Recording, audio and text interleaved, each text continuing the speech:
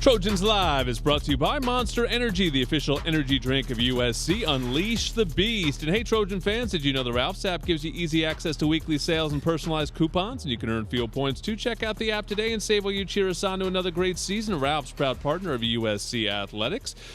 Jordan Moore, Keely Orr, Max Brown, little football roundtable for you. And we finally had some news. The last couple shows, we were sort of waiting, hoping some stuff would break, and a couple things happened at once. Let's start with what I mentioned already, the new defensive coordinator, D'Anton Lynn. Certainly an interesting hire because it comes right from cross town and success he had at UCLA. What was your immediate reaction when you saw the news? My immediate reaction was going back to, I believe, 2 episodes ago where Max completely called that one. I referenced I don't remember that. Was I not there? No, you were there. I wasn't like, this is going to be our next DC, but I used him as a reference point a couple times in our answer. He alluded to it, and I said, oh, I thought you were alluding to USC getting D'Anton Lynn, and he was like, I'm not saying no. So I got to pull the clips. Yeah.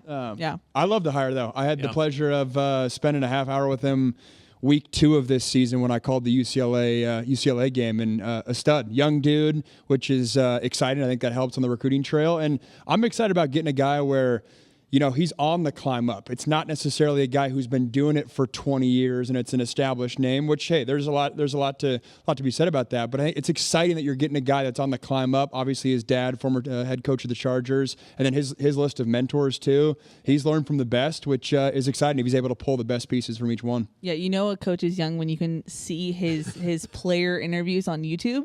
I was like, he was at Penn State, looks the same, like it's crazy. He's a young guy, but it was interesting when we were prepping for the UCLA game, the accolades he has from coaches in the NFL that was like, he went from a position coach in the NFL to a first-year DC at the college level. You know that he has the chops, let alone who his dad is, but very interested to see. It's a little bit of a risky hire given how important the defensive success is going forward, but it's trending younger these days for coaches, and Riley said it earlier this morning. He's a rising star in the industry, so why not go with a rising star? And he's done this past year exactly what they want him to do. Now, can he do it again? Obviously, you know, he has to do it. That's on him. But UCLA, the defense that he inherited was ranked 87th in the nation, and they were 11th in 1 year. That's exactly what they want him to do. Can he do it? We'll see. But that's, you know, that to me is the biggest reason for the hire right there. And Lakin's comment stuck out to me where he said a couple times in his interview today or yesterday, whenever it was, of, hey, it's going to start with how can we play the best defense. And I think there's a lot of head coaches that say, oh, team ball, it's got to be complementary, it's all 3 phases, that type of narrative. That was not the message from Lincoln, which obviously he wants to play great special teams and offense as well. But he knows that for this team to take the next step, it's got to happen on the defensive side of the ball. And so, you know, giving Coach Lynn the ability to dictate practice how he wants to, have impact in the strength and conditioning component, that's huge. And I think that's a good sign by Coach Riley. Yeah, Riley made he was very direct. He said they want to be the best football staff, defensive staff in America. They want to be an elite defense here at USC. He said support staff, the way they practice, which is interesting. I know last regime we talked about practice so much and how it was kind of stubborn about making changes. Riley was like, we will do whatever to be defensive minded first. So I thought that was really interesting. He made no qualms about it today. Also made it pretty clear that the systems are different. Just watching on film, Max, you know, what do you see in terms of how he's approaching it differently than Alex Grinch would have? He was listening to our episode last time I was on the pregame show where we got an argument about body size and body type. You can tell Lincoln's definitely on your page of we have to get larger bigger humans. up front, larger humans. Well, it was one question I wanted to ask Benny Wiley that I didn't get to, but you know, it's the question of, do a lot of the problems need to be solved in recruiting, and recruiting meaning the portal as well? You know, he basically said, you know, I could put 30, 40 pounds on it. So he sort of answered my question. I think he would have, that would have been his answer, is like, no, I can work with anything, but you know, recruiting maybe helps if all of a sudden you just have larger humans. And it sounds basic too, but like he mentioned, you got to eat. That was his first response there. And guys like a strong safety in the Pac-12, you can maybe play strong safety at 185 pounds. That dude needs to be 205 in the Big Ten. The defensive end, who's a pass rush specialist, he might be able to get away with that at 245 in the Pac-12. That dude needs to be 265. So like those are examples of position types and position groups where this offseason, it's getting that extra meal a day is going to matter because it's just a different body type that you need. And I mentioned the two non-negotiables to Coach Riley. The second one was that Riley was looking for a defensive coordinator who wouldn't force his scheme on the players that they have, which I think speaks to, one, the future of college football, but also the current state of USC's roster. Yeah, like make it work. You got to make it work. And hopefully, like Riley said earlier today, they want to get back to a traditional model going through the high school ranks and not just getting things out of the transfer portal. But there's a current need right now that USC has that is not going to be fixed until several years of recruiting happen. So you got to be able to work with what you got and not just force it and hope it works. The other big piece of news, as I mentioned, obviously the Trojans are going to the Holiday Bowl. They'll take on Louisville in San Diego. We've become very familiar with the Holiday Bowl, though at least it's a new venue this time around. It's at Petco Park where the San Diego Padres play. Any initial reactions to that matchup or that game? Huge opportunity for Miller Moss. That's my first opportunity. Obviously outlined today that it was announced today that Caleb Williams won't play in the game. And with that, I mean, Coach basically said, looking at potentially adding another quarterback through the portal. So a huge opportunity for Miller, a guy that's been on campus a bunch, has the Cal start from last season, but that's a huge opportunity to set that standard. It actually reminds me when I was a high school recruit coming in here and Max Whittick got that start in the Sun Bowl, and it did not go his way. And I think that's not just for Max Whittick's playing ability, but it set the narrative that offseason that, hey, maybe it's Cody Kessler's job to lose.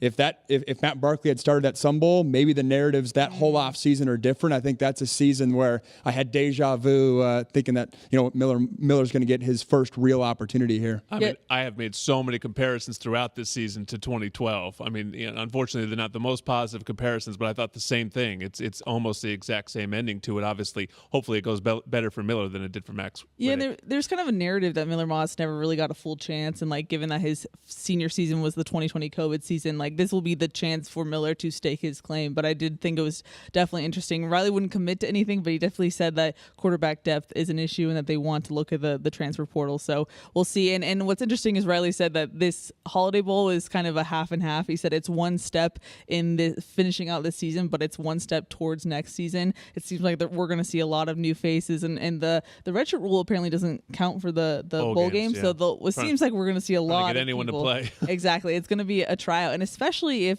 D'Anton Lynn is watching, you want to see how guys react to game reps. And on the Miller Moss front, Lincoln Riley said, yes, they may look in the portal, but he expects Miller to be in the mix no matter what. So if we head to a quarterback competition, which maybe we haven't had one in a couple of years. I guess they sort of had one when they brought in Caleb, but I think we all felt pretty good that Caleb was going to win that job. This gives Miller the first punch, basically. He goes out there and throws for 350, 3 touchdowns, and wins a bowl game. He's gonna walk into spring practice feeling a little bit differently than if it's a tough night. And with a team that's going to be looking for player leadership, if he's a guy that's been here a long time and's got a bunch of homies and whatnot, that certainly sets him up right. And it's a big picture. I think it's a weaker quarterback transfer portal market than it was last year. And so if you're going to go and get your guy. Again, I think with Miller playing at a better level relative to maybe other backup quarterbacks, and you're going and getting there's a lot of familiar names in the top 10 of the quarterback, the transfer portal quarterbacks. It'll be interesting. Teams active in it too. Yeah. That's the other thing. I mean, it's like half of USC's schedule next year is the guys that are all looking at these same quarterbacks. And you're right. I don't know if it's a weaker. It's just there's not one guy to me that goes, that's the guy that changes everything the way Caleb was when he came to USC. 100%. And I just want to add one more note about Miller. I feel like he's improved so much under Lincoln Riley. And I know I'm not breaking any news here because Lincoln Riley is who he is with quarterbacks, but I think that was something that has been underrated, and people who probably don't watch practice, they haven't really been able to see. And so I'm curious now with, 2 years under Lincoln Riley, what does he look like in a game environment? I'm curious. Yeah, great showcase for him. Taking a step outside of the USC bubble a little bit, obviously college football playoff selection committee had to make a real decision maybe for the first time ever, and I'm just happy to see that everyone's on my side. My general take, if people don't know, is that college football games are probably better than any other sport that there is in the world. And everything else about the sport is a complete mess. And that's just sort of where I'm at. And then everyone seems to be there now, because it's amazing that they never got pushed to a decision before this. I mean, really, in the history of this, they created a 14 playoff with 5 power conferences. And other than that one year where they let Ohio State in over the 2 Big 12 teams, I think it was Baylor and TCU that year, they never really had to make a decision, and it just didn't. If Alabama doesn't have the miracle play against Auburn, they wouldn't have had to make one this year. But they had to, and everyone is unhappy. Where did you guys come down on it? Max, you can take this one. I have so many thoughts. I think it was, a terrible situation for FSU, but they got it right, in my opinion. I think that's how I would have voted, and I totally agree with you. It's crazy this was the first year they had to make a real decision, and it's also crazy that in years past we were debating whether or not they should expand or not. Feels like there's universally it's okay, I'm glad we're expanding because of this type of situation. You're never going to get this again. You can always make the argument, okay, this year would have been Ole Miss or Penn State at 12-13 or whatever it is, but that's a different argument than an undefeated conference champ. It's like the basketball argument where you're talking about, hey, I'm sorry you're the 65th team instead of the 64th, but that's not the same as leaving a 1 seed out.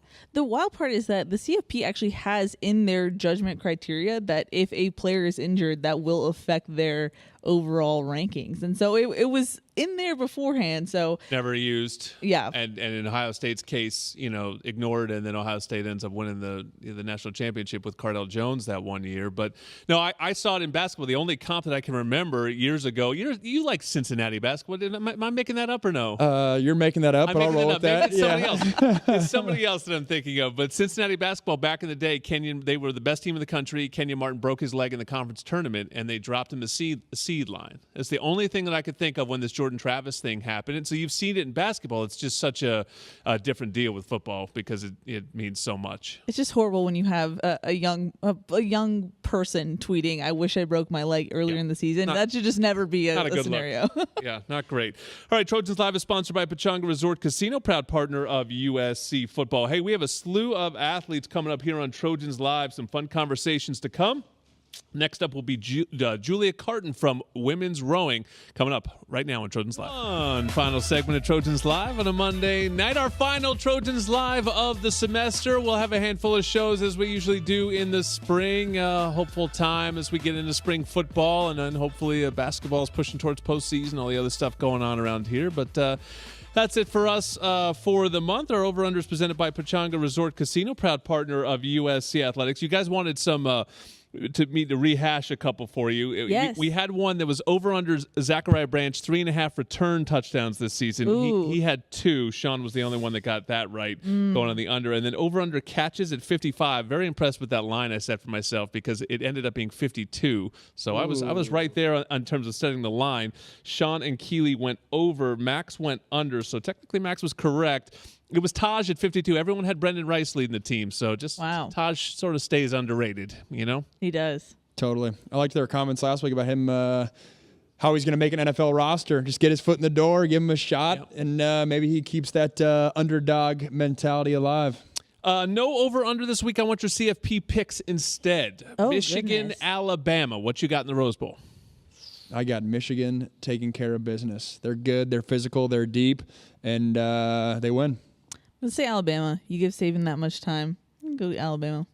Washington and Texas in the Sugar Bowl, I believe it is. I'm very excited for that game. Yeah, it's a good game. I mean, I'm happy for Washington in the sense that not only do they get in, probably bad luck for them that they didn't get the Rose Bowl, but I feel they get a winnable game. It's not sort of like lining up against Georgia that maybe can manhandle you. Texas is sort of like looking in the mirror a little bit. Totally. I got the Huskies. I mean, there's people that believe Texas has the best roster, but they've had games where they've stumbled to the finish line. You could say the same thing about the Huskies, but I think they go in with a lot of momentum after the Oregon win. Yeah, Huskies, they came out angry against Oregon. Very impressive. They were like, we heard all the hype. You know what happened around the time they played us, unfortunately? They found a running game a little bit. They became much more balanced at the end of the season. Johnson became a big-time runner, particularly in the game against USC. But even against Oregon, I thought that they had a lot more going on than just leaning on Penix. So who's your winner then?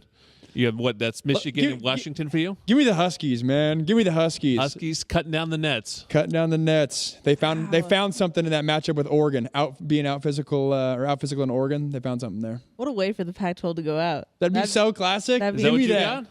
Yes. Oh, yeah. God, look at all Let's this go. Pac-12 pride. We've got Trojans Live pride. I want to thank everybody who's been with us all season long. 100% attendance for Jalen and Chase. We just took attendance. Those guys stepped up the whole way. But thank you guys. Thanks to everyone. Rick Cutler here, Gia Lares, Herman back in the studio. All my co-hosts, Sean. say goodbye from Sean.